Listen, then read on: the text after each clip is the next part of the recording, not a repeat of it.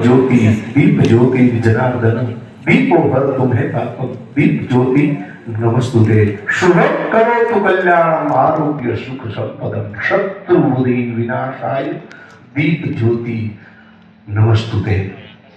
गुरु ब्रह्मा गुरु विष्णु गुरुदेवो महेश्वर गुरु साक्षात परब्रह्म तस्मै श्री गुरुदेव नमः। દીપ પેકેટ થઈ રહ્યું છે, આપણે દીપ પેકેટને પણ તાલીઓના ગગડાથી વધારી લઈશું. ખૂબ ખૂબ ધન્યવાદ. આમ તો કહેવાય છે બેંકો તો કુછ એસે બેંકો કામ કરી રહ્યું છે અને આપણા વરુનું સંરક્ષણ થાય એના માટે પણ એ સતત આ કાર્યક્રમમાં સહભાગી બને છે. તો એવા ડિયર ફાઉન્ડેશન બેન શ્રી ગુંદાબેન અને અહીંયા એમના પિતાશ્રી એટલે કનૈયાલાલ અહીંયા ઉપસ્થિત છે. કનૈયાલાલ રાજગોરનું સન્માન કરવા માટે હું વિનંતી કરીશ ફોરેસ્ટર ભરતભાઈને વિનંતી કરીશ કે ભરતભાઈ પધારશો અને કનૈયાલાલભાઈ રાજગોર અહીંયા ઉપસ્થિત છે. ડિયર ફાઉન્ડેશન એક વિશાળ ફલક ઉપર ચાલી રહ્યું છે અને આપણું વરુનું સંરક્ષણ થાય ને એમ એના માટે સતત ડિયર ફાઉન્ડેશન દ્વારા સંચાઓનું વિતરણ થઈ રહ્યું છે. 108 ગામોમાં એમણે સંચાઓનું વિતરણ કરે છે. ત્યારે આપણે કનૈયાલાલ રાજગોરનું સન્માનને જોરદાર તાલીઓના ગગડાથી વધારીએ. તમને એમ થશે કે સંચા આપવાનું કામ કરે શું? દીકરીઓને સંચા આપવાનું કામ શા માટે? હું સ્પષ્ટતા કરી દઉં. એટલા માટે કે વરસાદ થાય એટલે રણનો ભાગ છે નીચાણવાળો છે એટલે પ્લાસ્ટિક છે બધું ગામડાઓમાંથી આજુબાજુમાંથી તણાઈ અને રણમાં આવે અને રણમાં આવે એટલે એ આ વન્ય જીવોને નુકસાન કરતા થાય. એટલે આજુબાજુના ગામોમાં બહેનોને સિલાઈ મશીન આપે, કાપડની થેલીઓ બનાવે અને કાપડની થેલીઓ આજુબાજુના ગામોમાં દુકાનોમાં અપાય તો બહેનોનો વ્યવસાય પણ ચાલે અને પ્લાસ્ટિક પણ રણમાં આવતું અટકાય. એ માટે આ ડિયર ફાઉન્ડેશન ખૂબ સારો પ્રયાસ કરી રહ્યું છે. કાર્યક્રમને આગળ ધપાવતા ડોક્ટર ભરતભાઈ જેઠવા વૈજ્ઞાનિક તરીકે અહીં ઉપસ્થિત છે. ડોક્ટર ભરતભાઈ જેઠવા તો એમનું સન્માન કરવા માટે હું ફોરેસ્ટર કુણિયાભાઈ એમને વિનંતી કરીશ. ફોરેસ્ટર કુણિયાભાઈ અહીંયા મંચ પર આવશે અને વૈજ્ઞાનિક શ્રી અહીંયા ઉપસ્થિત છે ડોક્ટર ભરતભાઈ જેઠવા સાહેબ એમને પણ આપણે તાલીઓના ગગડાથી વધારી લઈશું.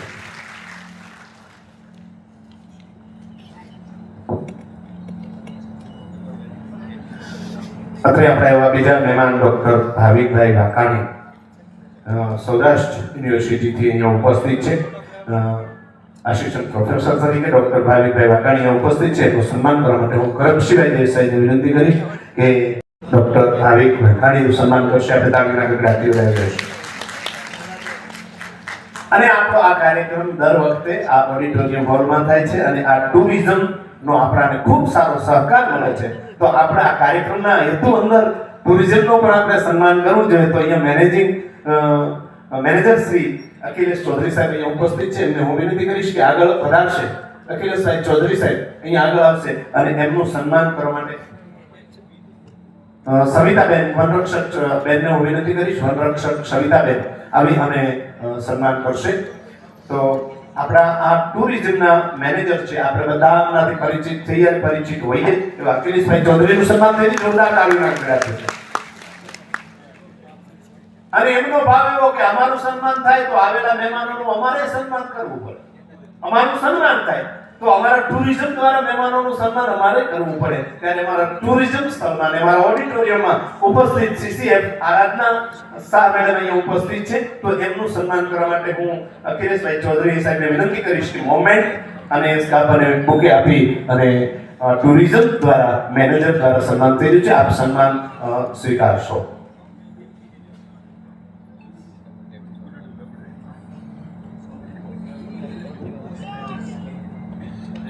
આપણે તાલીઓના ગગડાથી વધારી લઈશું. સન્માન મેનેજર સાહેબ શ્રીને બીજું પણ સન્માન કરવા માટે હું વિનંતી કરીશ.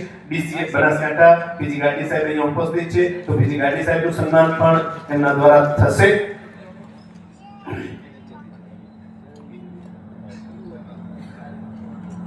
મેનેજર સાહેબ શ્રીને વિનંતી કરીશ કે ત્યાં ઉભા રહેશો અને પીજી ગાડી સાહેબનું પણ આપ સન્માન કરશો.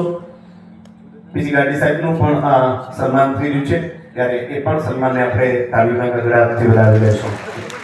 मतलब शक्करबाग जू से पैक लाना और उसको जंगल में रिलीज करना इतना ही इसका इम्पोर्टेंस नहीं है. उसको पैक को लाने का होता है, उनका पूरा जाड़वनी होता है, उनको ट्रेनिंग होता है, उनको रिलीज करना होता है, फिर उसका पोस्ट मॉनिटरिंग भी होता है.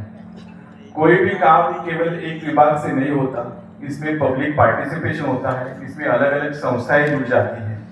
तो जिस प्रकार से अलग अलग संस्था इस कार्यक्रम के साथ जुड़ गई है और लोगों को अभी ओर से इसको काफी कोऑपरेशन मिल रहा है, इसी वजह से जो हमने अब तक 16 वरु लाए थे शक्करबाग जू से, उनकी संख्या तकरीबन 28 पे गई है और भविष्य में भी हमारी टीम की ओर से इसी और प्रयास करते जाएंगे और इसमें सक्सेस पाएंगे।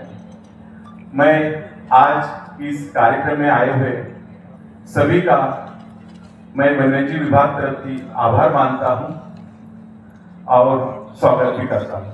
Thank you.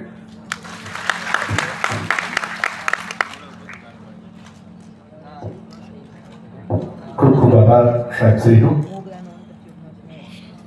પહેલા આપણે ત્યાં વરુ હતા એ નષ્ટ થઈ ગયા, પછી સકરબાગથી પાછા લાવવા પડ્યા, પછી પાછા આપણે ફરીથી ઉછેરી ત્યાં પોગ્યા. પહેલા આપણે ત્યાં વરુ હતા, વાઘ અને વરુ હતા, આપણી જૂની કવિતાઓમાં, જૂની વાતોમાં, જૂના ઇતિહાસમાં છે, પણ આ નષ્ટ થઈ ગયા. હવે આપણે જાગૃત બનીએ કે ફરી આ નષ્ટ ન થાય એના માટે થઈ અને આંતરરાષ્ટ્રીય વરુ દિવસની આપણા નાડાબેટમાં ઉજવણી થઈ છે. એટલે એક વખત ફરી મહેમાનોને આપણે તાલીમના ગગડાથી વધારશું અને મહેમાનોના સન્માન તરફ જવા માટે થઈ રહ્યા છીએ. એટલે સૌપ્રથમ આપણે સીસીએફ આરાધના શાહ મેડમ આઈએફએસ અહીંયા ઉપસ્થિત છે, તો એમનું સ્વાગત કરવા માટે બીસીએફ બનાસકાંઠા બીજી ગાડી સાહેબને વિનંતી કરીશ કે મેડમનું સન્માન કરશે, સ્વાગત કરશે, પુષ્પગુચ્છ આપી અને મોમેન્ટ આપી અને સાહેબ શ્રી સ્વાગત કરશે. આપણે એ સન્માનને તાલીમના ગગડા આપતી વધાવી લઈશું, કારણ કે સીસીએફ આરાધના મેડમ ઉપસ્થિત છે ત્યારે એમનું સ્વાગત થઈ રહ્યું છે. આપણે સન્માન કેવું પામશો મૃત્યુ પછી રવિ એ જાણવા ખુદ ગુજરી જવું પડે, એમ અહીંયા સન્માન થઈ રહ્યું છે. ત્યારે આપણા આગળના સન્માનમાં બીસીએફ બનાસકાંઠા બીજી ગાડી સાહેબ એમનું સન્માન કરવા માટે હું વિનંતી કરીશ. આરએફઓ થરાદ પ્રવીણભાઈને વિનંતી કરીશ કે બીસીએફ બનાસકાંઠા બીજી ગાડી સાહેબનું પુષ્પગુચ્છ અને મોમેન્ટથી સન્માન કરશે અને એ સન્માનને પણ આપણે તાલીમના ગગડાથી વધાવી લઈશું.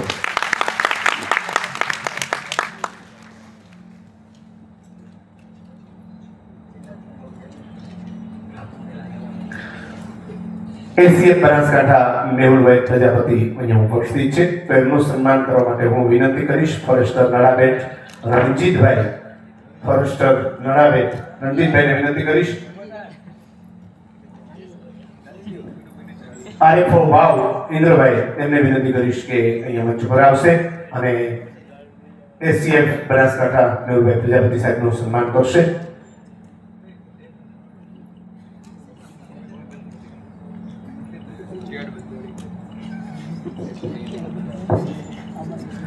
આપણા આજના કાર્યક્રમમાં એસીએફ માળી સાહેબ પણ અહીંયા ઉપસ્થિત છે, તો સાહેબનું સન્માન કરવા માટે હું આરએફઓ પટેલ સાહેબને વિનંતી કરીશ કે વધારો પટેલ સાહેબ અને આપણા એસીએફ માળી સાહેબ અહીંયા ઉપસ્થિત છે, તો એમનું સ્વાગત કરવા માટે હું પટેલ સાહેબને વિનંતી કરીશ. આરએફઓ પટેલ સાહેબ એમનું સન્માન કરશે, પુષ્પગુચ્છ અને મોમેન્ટ અર્પણ કરી અને સાહેબનું સન્માન કરશે અને એ સન્માનને પણ આપણે જોરદાર તાળીઓના ગગડાથી વધાવી લઈશું.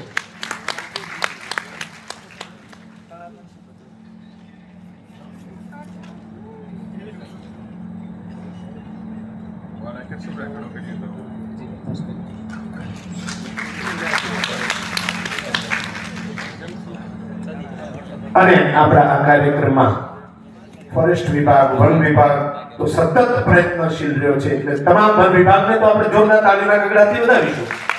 પણ સાથે સાથે વન વિભાગની સાથે મૈત્રી જાણે કરાર કર્યો હોય, જાણે મૈત્રી ભાવથી જોડાઈ ગયો હોય એવું બિયર ફાઉન્ડેશન એ સતત આ કાર્યક્રમમાં હર હંમેશા માટે હું આ કાર્યક્રમમાં આવું છું ત્યારથી મને ખ્યાલ છે. વિશ્વની સૌથી પ્રાચીન વરુ પ્રજાતિઓમાંનો એક હજારો વર્ષોથી આ કઠિન રણમાં જીવતો આવ્યો છે. અહીં ગરમી છે, પાણીની અછત છે અને દરેક દિવસ જીવવા માટેની નવી કસોટી છે. છતાં વરુએ ક્યારેય હાર માની નથી. તેણે આ કઠિન પરિસ્થિતિને જ પોતાની શક્તિ બનાવી દીધી છે. વરુની સૌથી મોટી તાકાત તેના દાંત નથી, તેની ઝડપ નથી. તેની સૌથી મોટી તાકાત છે તેનો પરિવાર, જ્યાં દરેક સભ્ય એકબીજા માટે જીવે છે. અહીં કોઈ એકલો નથી. શિકાર પણ સાથે, સુરક્ષા પણ સાથે અને બચ્ચાનો ઉછેર પણ. આખા પરિવારની જવાબદારી. ઘણા લોકો વરુને માત્ર શિકારી તરીકે ઓળખે છે, પરંતુ કુદરત તેને એક અલગ જ જવાબદારી સોંપે છે. વરુ સામાન્ય રીતે નબળા, વૃદ્ધ કે બીમાર પ્રાણીઓને શિકાર બનાવે છે, જેના કારણે આખી વન્યજીવ વસ્તી સ્વસ્થ રહે છે. વરુ માત્ર એક શિકારી નથી, તે રણના કુદરતી સંતુલનનું નિઃશબ્દ રક્ષક છે. પરંતુ સમય બદલાયો અને રણ પણ બદલાવા લાગ્યો. જ્યાં ક્યારેક માત્ર ઘાસના મેદાનો હતા, ત્યાં આજે રસ્તાઓ છે, માનવ વસાહતો છે અને વધતું દબાણ છે. વરુ માટે સૌથી મોટો શત્રુ બીજો કોઈ શિકારી નથી, પણ રહેઠાણમાં ઘટાડો, રખડતા કૂતરાઓ સાથેની સ્પર્ધા અને વર્ષોથી ચાલતી ગેરસમજો.